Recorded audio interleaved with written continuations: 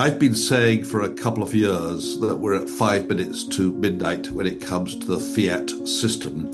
And, a lot of people look at me like I'd gone mad and sort of scoff it off.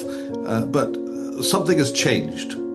Now people look at me and look at me like I've gone mad. But instead of saying, oh, no, it's not going to happen, they say, Clive, you've gone mad.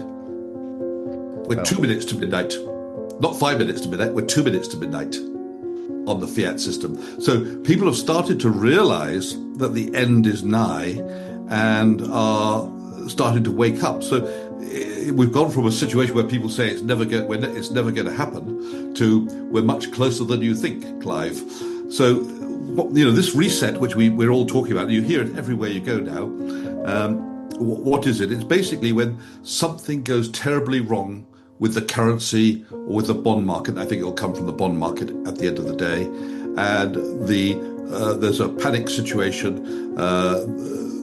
There's a rush by individuals to spend their money on anything. In other words, currency is going down at the expense of real assets. So real assets are melting up. They're going up very rapidly. Now, we don't know what will cause this. It could be some disaster. It could be some crisis, because you know how people act like lemmings. Suddenly they say there's going to be a shortage of sugar, and then immediately everyone rushes down to the shop and all the sugar bags are gone.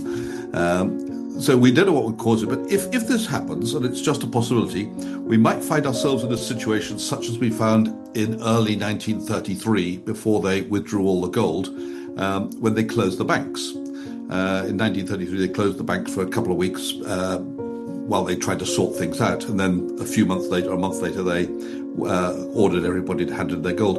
But what would happen this time, I think it could be a situation where they close the banks to re-engineer a new type of system.